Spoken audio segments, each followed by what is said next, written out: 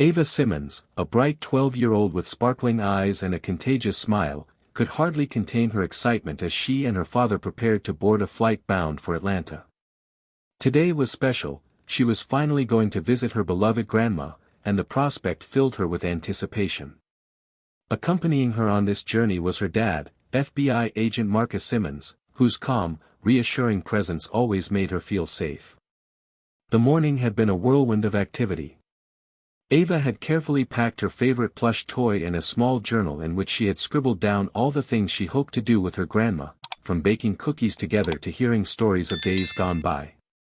Meanwhile, Marcus had meticulously confirmed their flight details and made sure every necessary document was in order. Although his work as an FBI agent usually meant long, stressful days, today he had set aside his professional burdens to focus on family time.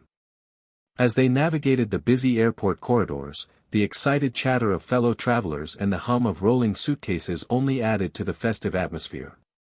Ava's eyes lit up as she gazed out the large windows of the terminal, imagining the adventures that awaited her in Atlanta. Her heart beat with a mixture of childlike wonder and a newfound sense of independence. This was her first time flying, and every moment felt magical. Once on board, the duo settled into the Economy Plus section, a little oasis of extra legroom that Marcus had chosen for comfort after a particularly grueling week. Ava pressed her face against the small oval window, marveling at the rapidly receding city lights and the patchwork of fields below. In contrast, Marcus sat back and reviewed a few notes on his tablet, his professional mind quietly shifting between the flight's logistics and the memories of his own childhood journeys. Though the flight promised a period of quiet respite, Marcus couldn't help but feel a hint of apprehension. Past experiences had taught him that even the calmest trips might harbor unexpected challenges. He reassured himself that, with his daughter's joyful presence and his own steady determination, they were ready for whatever might come their way. In that quiet moment, as the plane ascended into a starlit sky, Ava's excitement and Marcus's careful vigilance mingled, a powerful reminder that every journey, no matter how routine it might seem, was filled with the promise of new experiences and the unbreakable bond between a father and his daughter. As the plane cruised at altitude, Ava Simmons was happily absorbed in gazing at the view outside her window when a disturbance along the aisle drew her attention. Marcus Simmons, seated a few rows behind, noticed a figure approaching their row. An elderly woman, later identified as Edith Maple, appeared, moving with a determined yet haughty air. Clad in a faded cardigan and carrying a small purse, Edith made her way down the narrow aisle until she stopped right beside Ava's seat. "Young lady, you must vacate this seat at once," Edith declared, her tone brusque and insistent. "This seat is far too uncomfortable for someone like me. I have a sensitive back, you know." Ava's eyes widened in confusion and a hint of fear. She clutched her favorite toy tighter, uncertain why an adult stranger would demand such a thing. At that moment, Marcus leaned forward slightly, his focus sharpening on the unfolding situation. "Ma'am," he said politely but firmly, "this is an assigned seat in our section. There's no need for you to claim it." Edith's expression grew stern. "I'm telling you, I have a condition, and these seats just aren't designed for my back. I demand that you let me sit here so I can travel comfortably," she insisted, her voice rising as she gestured emphatically. The growing commotion caught the attention of nearby passengers. Some looked on with sympathetic expressions for the elderly woman, while others exchanged skeptical glances, sensing an undercurrent of entitlement. Marcus maintained his calm, his tone measured yet unwavering. "I understand your discomfort, ma'am, but the seat assignment is clear, and my daughter is currently occupying this seat as part of our ticketed accommodation." Edith scoffed, "My dear, you wouldn't understand. I've been traveling for decades, and I know when something isn't right. This isn't just about comfort, it's about ensuring I get what I'm entitled to." Her tone carried a blend of impatience and self-importance that made it clear she believed her needs trumped any rules set by the airline. Marcus's eyes softened slightly as he looked toward Ava, who was now visibly trembling. He knew that this confrontation was more than just a dispute over a seat, it was an intrusion into the peaceful experience he had hoped to share with his daughter. "Ma'am, I respectfully request that you return to your assigned seat," he said firmly. If you have a genuine concern about your back, I suggest you notify the flight attendant so they can check on you properly. Despite Marcus's calm and respectful tone, Edith's frustration grew. I have every right to demand what I need, she retorted sharply. If you can't understand that, then you're making it impossible for a real person to travel in comfort. Her declaration sparked whispers among the passengers, some of whom had been silently watching the exchange. A few even recorded the moment on their phones. Marcus, sensing the situation was on the verge of escalating further, exchanged a quick, understanding look with a nearby flight attendant, Claire, who was already moving toward the area. As the murmur of discontent swelled in the aisle, Marcus's protective instincts for his daughter heightened. His mind raced with thoughts of how quickly a simple request had morphed into a public spectacle. Though he remained determined to uphold the seating arrangement and protect Ava's comfort, he couldn't ignore the underlying tension that hinted at deeper issues of entitlement and bias. The scene was set for a confrontation that would test not only the patience of those involved but also the values of respect and fairness that Marcus held dear. As Edith's demands grew louder, and as the cabin's atmosphere turned charged with anxiety and expectation, Marcus braced himself. He knew that this encounter might be just the beginning of a challenging journey, one that could affect the remainder of their flight and leave an indelible mark on his daughter's memory. Within minutes of Edith Maple's initial demand, the atmosphere in the cramped cabin began to shift from mere annoyance to palpable tension. The elderly woman's tone grew sharper, and her face flushed with indignation as she squared her shoulders and fixed her gaze on young Ava Simmons. "You're too large for this seat," Edith declared suddenly, her voice booming in the confined space. Her insult was not just a comment on physical appearance, it was an affront meant to belittle and demean. Ava, already shaken by the earlier request, began to cry softly. Her small hands clutched her favorite plush toy, and her wide eyes reflected a deep-seated fear. Passengers nearby exchanged shocked glances, murmuring among themselves about the cruelty of the remark. The situation had spiraled far beyond a simple seating dispute. Before long, the commotion caught the attention of Claire, a patient and experienced flight attendant. Stepping into the aisle with a calm yet assertive smile, Claire attempted to defuse the growing conflict. "Ma'am, please, let's try to keep the conversation respectful," she said, addressing Edith in a soothing tone. "I understand that you're uncomfortable, but there's no need to insult the other passengers." Edith's face hardened. "Respect? I demand respect. I've been traveling far longer than this brat, and I know my rights," she retorted, her voice rising again. "This seat must be adjusted immediately, or I will make sure everyone knows how this flight treats its customers." The tension escalated as Edith's harsh words reverberated down the aisle. Several passengers began to record the exchange on their smartphones, capturing the unfolding drama for posterity. Ava's soft cries filled the background, intensifying the discomfort. Marcus Simmons, watching from his seat, felt his protective instincts flare. He had always known that even a minor confrontation could spiral into something far more distressing, but he had never anticipated that his daughter would be directly targeted with such hurtful language. Unable to bear the barrage of insults any longer, Marcus rose from his seat. His voice, firm and resolute, cut through the clamor. "Ma'am, that language is completely unacceptable," he stated calmly yet firmly. "I will not allow my daughter to be insulted or harassed. This is our seat as designated by our ticket, and you have no right to interfere." His words drew a sudden hush over the surrounding passengers.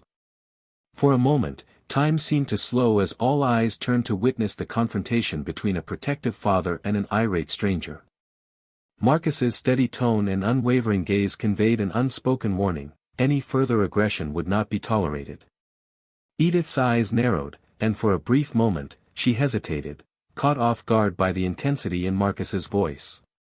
However, her pride soon flared, and she attempted to retort, "You're just overreacting. I'm not the one causing a disturbance here." Her words, however, lacked conviction, and the murmurs from the crowd began to tilt in favor of Marcus's measured response.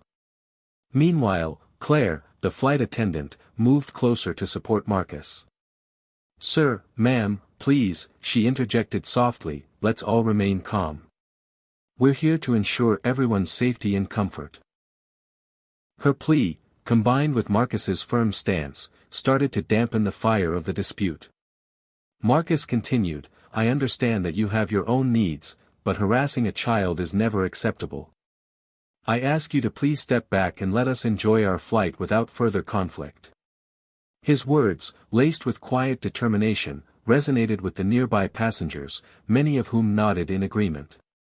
As the confrontation reached its peak, the air in the cabin became charged with unresolved emotion. The raw hurt in Ava's eyes and the determined firmness in Marcus's voice created a moment of intense gravity.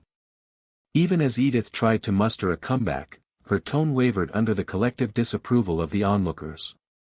Marcus's clear boundary had shifted the balance.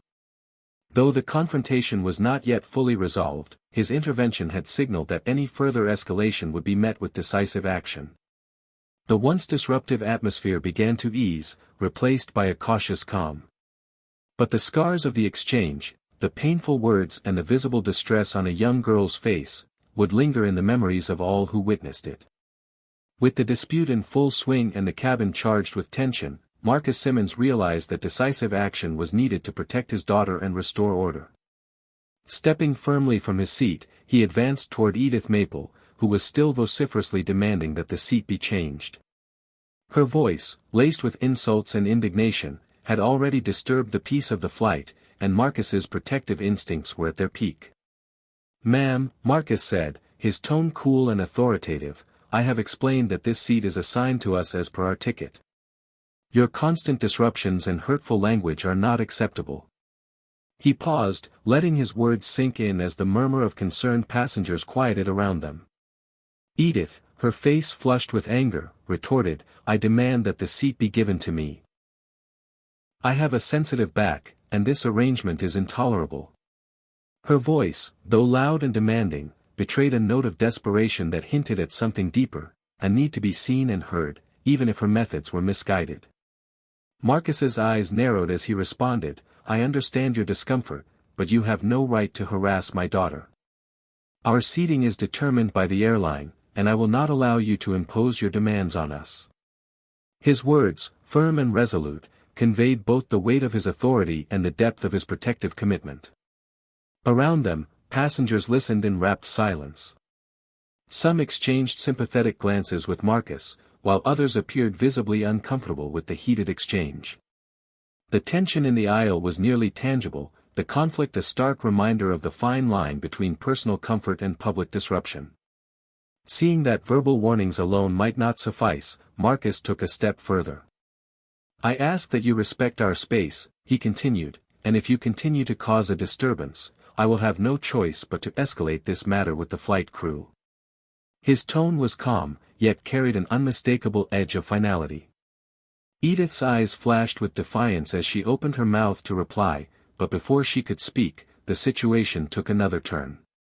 In response to the escalating confrontation, a flight attendant, Claire, stepped forward once again, her presence a calming influence. "Ma'am, please, let's try to settle this matter peacefully," she said in a gentle but firm voice. "Your seat assignment is clearly indicated, and any change must be coordinated with the airline staff." Her words, combined with Marcus's stern declaration, seemed to momentarily unsettle Edith. She looked around, perhaps realizing that the support for Marcus was mounting among the passengers. The atmosphere grew heavy, each person acutely aware that this was no longer a simple disagreement. It was a clash of wills that threatened to overshadow the entire flight. Marcus, his heart heavy with concern for Ava's well-being, repeated his request one final time, "For the sake of everyone's comfort, especially my daughter's, I must insist that you cease all disruptive behavior. Your demands are unfounded, and if you persist, I will ensure that the proper authorities are notified." At that moment, the cabin's tension began to wane ever so slightly. Passengers who had been watching with bated breath now offered quiet nods of approval. Edith's defiant stance faltered, and her angry expression softened into one of reluctant resignation. Though she still wore a hardened look, it was clear that Marcus's unwavering tone had begun to break her resolve. In the ensuing moments, a sense of order slowly returned to the aisle. The flight attendants resumed their duties, and the general hum of the cabin came back as passengers attempted to settle back into their seats. Marcus returned to his seat with his daughter, his protective gaze never leaving her. He knew that while the immediate confrontation had been quelled, the scars of the encounter might linger, especially in a child's memory. For Marcus, this intervention was more than just about securing a seat. It was a matter of upholding dignity and ensuring that respect was maintained, even in the tight confines of an airplane cabin. His measured response had reasserted his authority, and although the confrontation had been emotionally draining, it served as a clear declaration that any further harassment would not be tolerated. As the plane continued on its journey, the memory of the confrontation slowly began to fade into a background hum. Yet Marcus remained vigilant, determined that his daughter's safety and dignity would be preserved, no matter the cost. As the tension in the cabin reached a boiling point, Marcus Simmons knew that more needed to be done to restore order and protect his daughter, Ava. With the situation teetering on the edge of further escalation, he reached into his jacket pocket and, with a measured yet resolute gesture, pulled out his FBI badge. The polished emblem caught the overhead lights, glinting clearly in view of the gathered passengers and, most importantly, of the irate elderly woman, Edith Maple. "Ma'am," Marcus stated calmly, holding his badge aloft, "I am an FBI agent, and I assure you that I stand by my daughter's right to occupy our assigned seat. Your accusations are baseless and will not be tolerated." His voice, firm and unyielding, carried an authority that was impossible to ignore. For a long, suspended moment, the cabin fell silent. The sight of the official badge shifted the dynamics instantly. Edith's previously brazen demeanor faltered. Her eyes widened in shock as the realization set in, this was no ordinary passenger. The officers on board and the nearby passengers, many of whom had been recording the incident, now exchanged looks of quiet approval and relief. Marcus continued, "I have every right to travel peacefully, and so does every passenger. If you continue to disrupt this flight with hateful and baseless remarks, I will be forced to take further action." His words resonated throughout the aisle, each syllable a measured promise of accountability. At that point, Edith's anger gave way to uncertainty. She hesitated, her earlier insults and demands falling silent in the face of undeniable authority.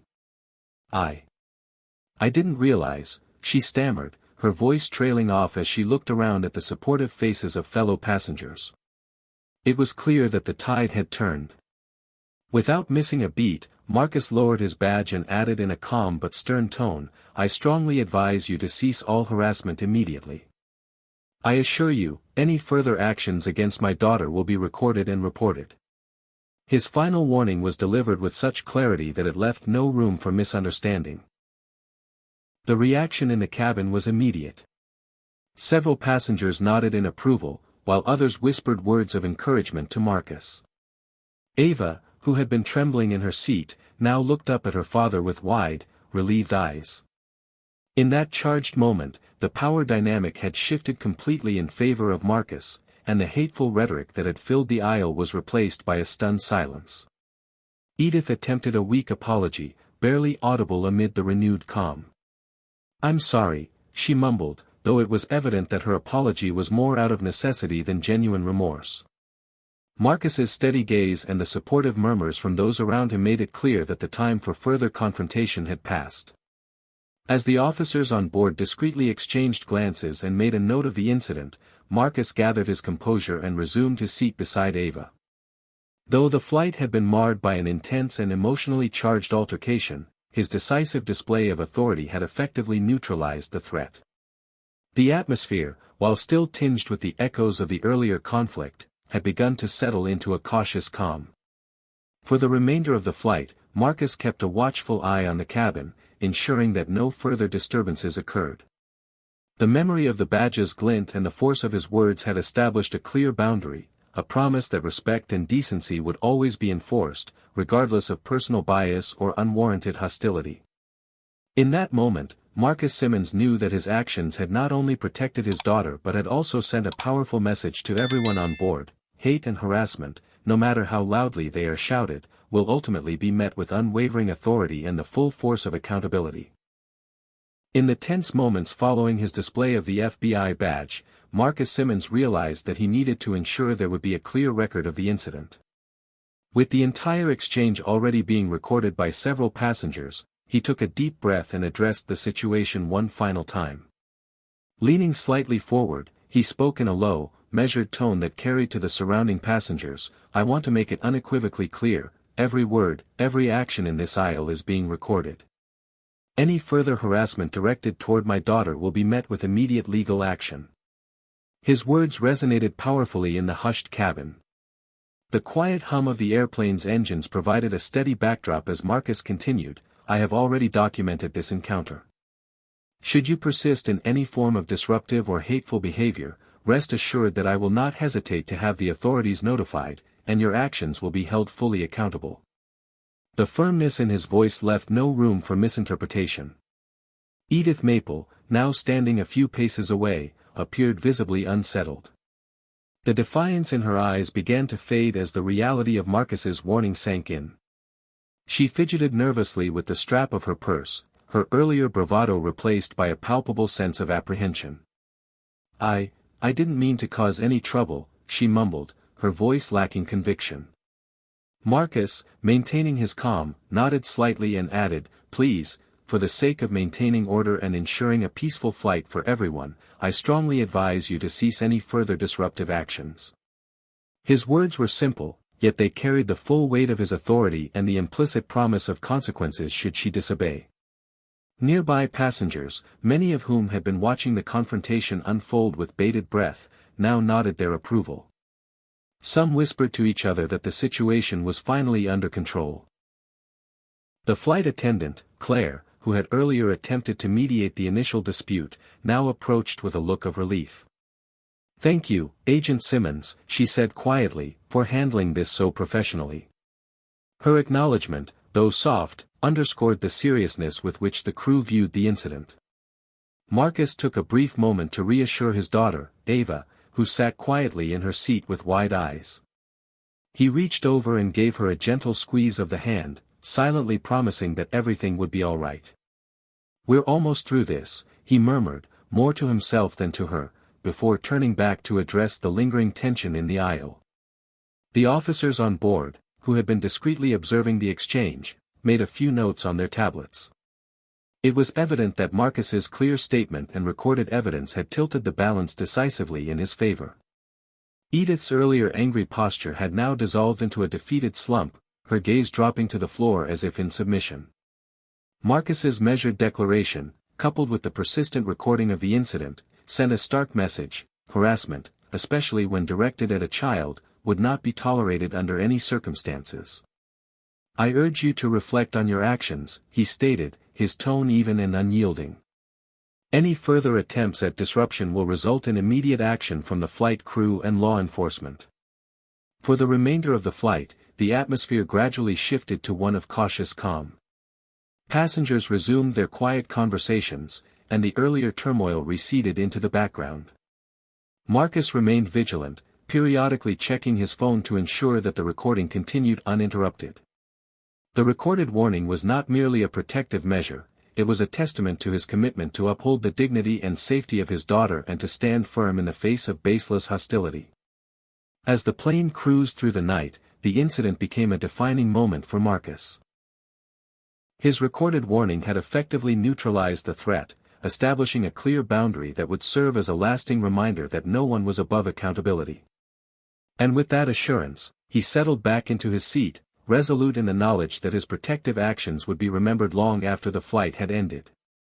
As the tension in the cabin slowly began to subside after Marcus's recorded warning, the disturbance had nonetheless attracted the attention of the flight crew. Moments later, the intercom crackled to life with a clear and authoritative voice. "This is Captain Ramirez speaking.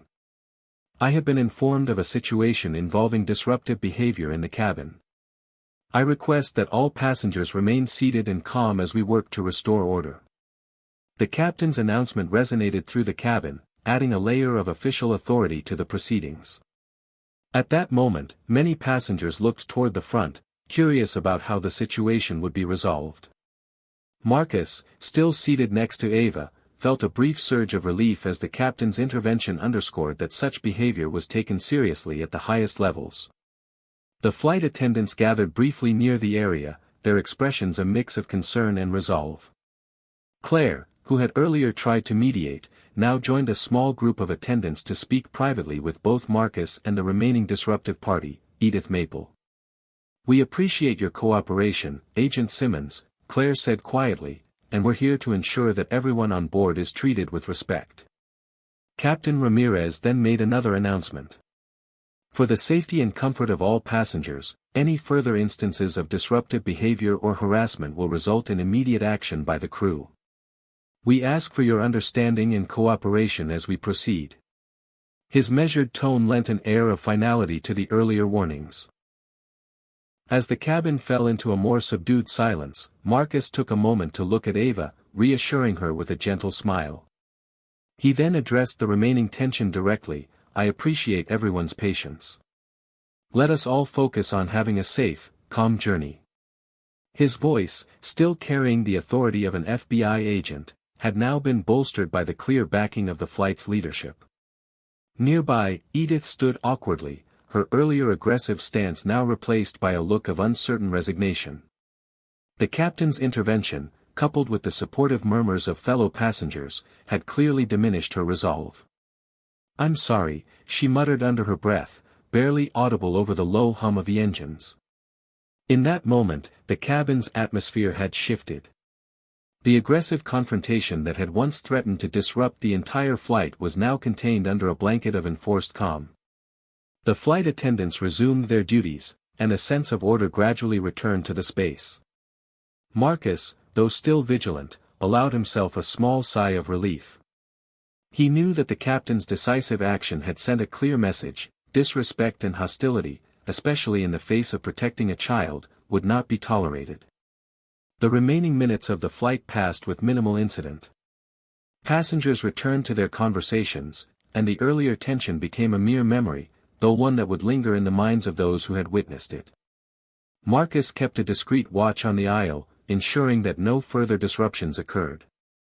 His protective stance, reinforced by the captain's intervention, had re-established the flight's order and set a standard of respect that resonated with everyone present.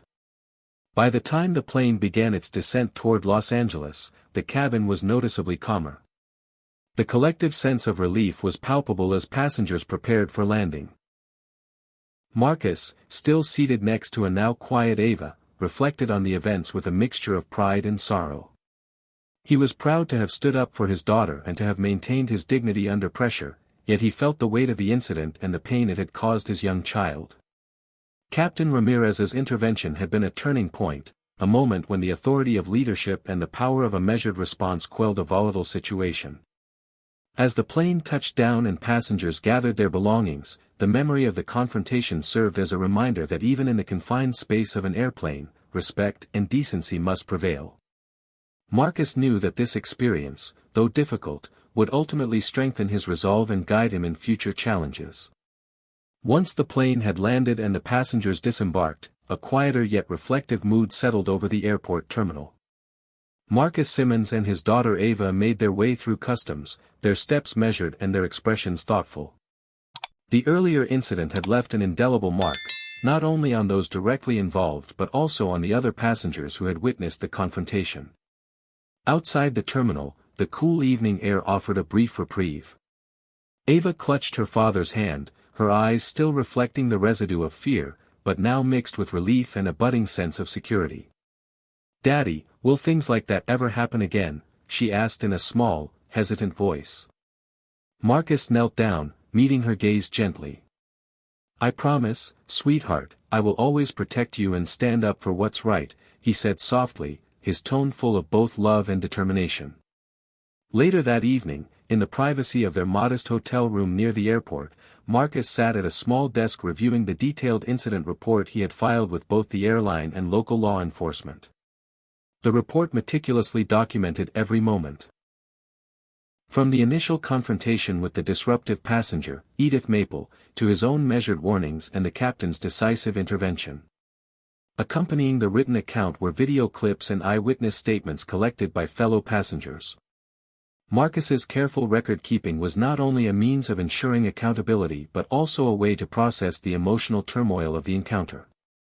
As he read through the report, Marcus reflected on the broader implications of the incident.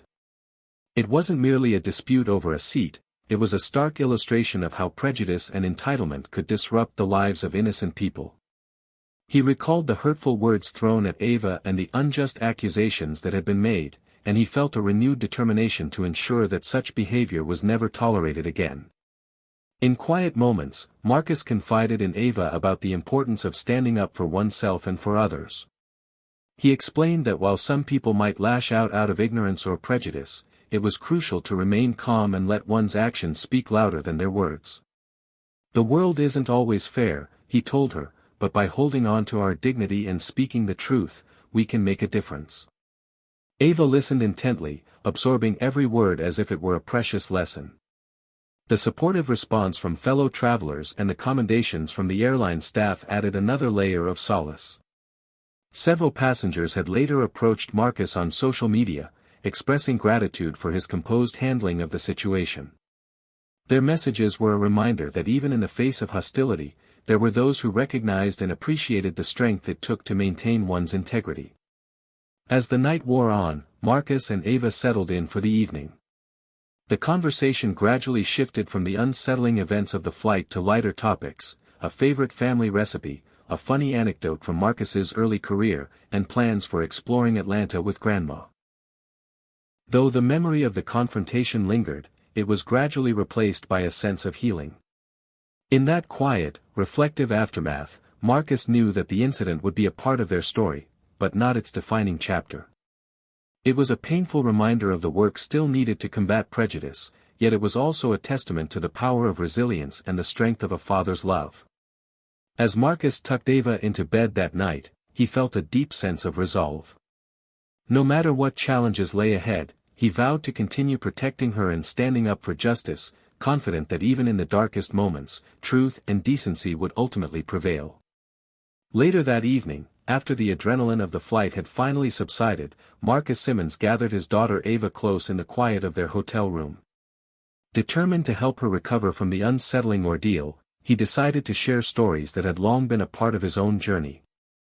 Sitting on a plush armchair beside her bed, he began recounting humorous, light-hearted anecdotes from his early days on the job, tales of unexpected mishaps during training exercises and moments when even the most high-stakes operations ended with laughter. "Do you remember the time I got locked out of the van on a snowstorm?" Marcus chuckled, his voice warm and reassuring. Ava's tearful expression slowly gave way to tentative smiles as she listened intently. The gentle cadence of his storytelling filled the room with a sense of calm, gradually pushing away the bitter memories of the flight. Marcus explained how, even in the face of adversity, maintaining a sense of humor and a positive outlook had helped him overcome challenges. "Every tough day teaches you something," he said softly, "and sometimes, it's those very challenges that make you stronger." His words were not just meant to entertain, they were a reminder that resilience was built through experiences, both painful and uplifting. Ava listened, her eyes shining with a mixture of wonder and growing confidence. As Marcus recounted a particularly amusing story about a miscommunication during a high-security operation, she giggled quietly, the sound a welcome contrast to the earlier tension. In that moment, the room seemed to glow with hope and reassurance. Their conversation soon shifted to lighter topics, discussing her plans for a fun day with her grandmother, favorite cartoons, and the little joys of everyday life. Marcus's gentle humor and the warmth in his voice created a safe space for Ava to express herself, turning the traumatic events of the flight into lessons of perseverance and the importance of family support. For Marcus, these moments of bonding were a reminder of why he carried the weight of his responsibilities. The pain of the earlier confrontation had been real, but so had the strength that came from love and compassion. He wanted Ava to know that no matter how harsh the world might sometimes seem, there was always a haven in the love of family and the courage to face challenges head-on. As the night deepened, and the soft hum of the city outside provided a gentle lullaby, Ava finally drifted off to sleep. Her small hand rested on Marcus's arm, a silent testament to the security and comfort she felt in his presence. For Marcus, that simple moment encapsulated the triumph of resilience, a reminder that even when faced with prejudice and hostility, the power of kindness and understanding could mend even the deepest of wounds. Upon arriving in Atlanta, as the plane taxied toward the gate, Ava Simmons gazed out the window at the sprawling city below with a thoughtful expression. The tumultuous events of the flight, the hostile words, the courageous stand of her father, and the eventual restoration of peace, swirled in her mind. Though the experience had been frightening, it had also taught her a powerful lesson about justice and standing up for oneself. As Marcus Simmons led Ava through the busy airport terminal, he listened attentively as she quietly reflected on what had transpired. "Daddy," Ava said softly, "I learned today that even when people say horrible things, justice can still prevail. I want to be brave like you, so I can help others too."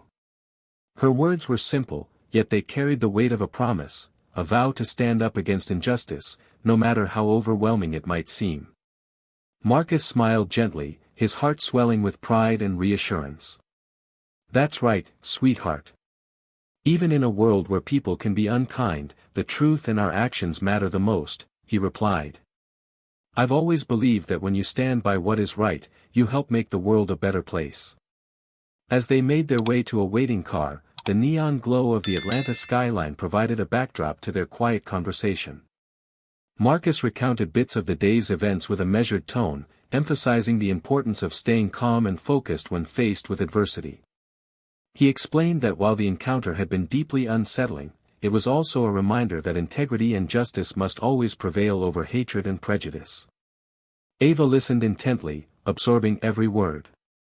In that reflective moment, she realized that her father's actions were not just about protecting her on that flight, they were about setting an example for everyone, demonstrating that even in the face of aggression, one could respond with dignity and strength.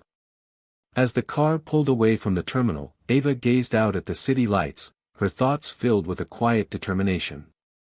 "I promise, Daddy," she said softly, "I'll always stand up for what's right, just like you do." Marcus reached over and squeezed her hand gently. "I know you will, Ava.